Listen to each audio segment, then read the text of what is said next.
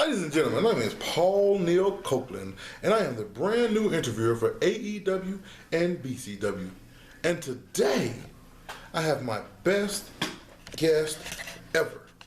Please help me welcome Mr. Trey Dangerous. Yo, what's up, everybody? Trey Dangerous here. Obviously, we have a new interviewer. Welcome to the family. I hope you're glad to be here, and let's rifle off some questions.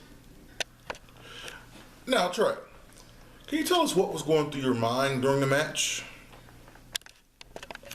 Well, really, I don't like to think while I'm in my matches. Usually, at least before I was not champion, back when I was champion, I was always thinking about everything that I was doing in my matches. Like, was this good? Was that good? Was this good? Was that good?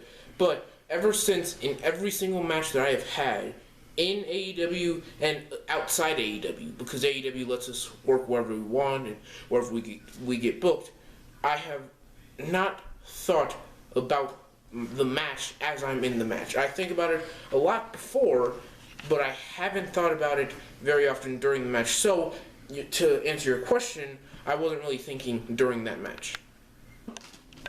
Okay, makes sense. Another question. How did you react to your brother's heinous actions? See, I knew that one was coming. I 100% knew that you were going to ask that question because everybody all over social media and everywhere else, everyone's already asked me that question. What did you think about your brother's heinous attacks? And I'm going to be honest, I do not believe that those were heinous attacks at all because I've done it before. I've had it happen to me before, and to be honest, it's all water under the bridge. I know we're brothers. Brothers fight all the time. It's a common occurrence. And yes, I feel like maybe he might have had some jealousy for me being the first AEW World Champion and him not being. But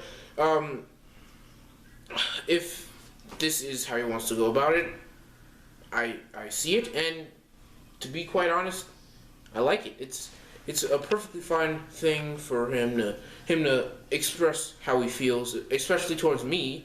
And if he wants to do that with fists instead of words, that's fine. I'll gladly knock him out. But if not, if he wants to talk about this man to man, it's fine by us too.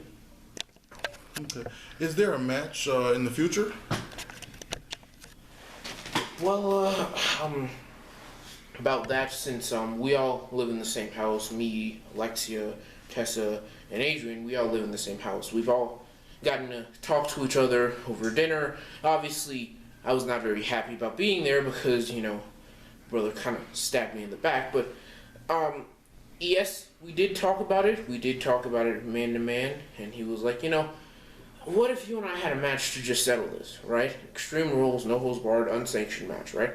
And, I honestly told him no, because if he wants to work on fixing this between us, if he wants to talk about this man to man as opposed to fighting it out, then that's perfectly fine with me. And you guys can call me whatever you want, but in my personal opinion, I feel like he should probably talk it out as opposed to us fighting it out. Because if he talks to me about it before going into the ring and fighting, I feel like that'll make the situation a lot better. Or if we do go out and fight, maybe it'll be a story to tell later. Okay. Well, what are your thoughts on Drew the Destroyer? Drew the Destroyer. I'm gonna be honest. I don't really mind him that much. He seems like he might be a nice guy under the whole 7 foot, 300-pound muscle machine. But other than that, he seems to be a good guy. He seems to be okay. But what I didn't like is that he attacked me from behind as opposed to confronting me face to face. And if he ever does want a rematch after what happened last time we met in the ring, which is I won because, of course, if he ever wants a rematch, then I'm right here. Okay. All right, this is my final question. How does all this affect you physically and mentally going forward as well as right now?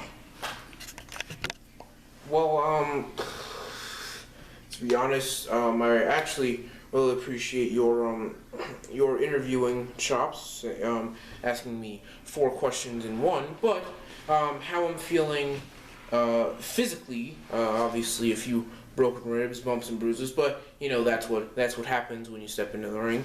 Mentally, there's a lot racing there because right now you got to think about, is there still a chance where we can still fix this relationship and we'll come back together?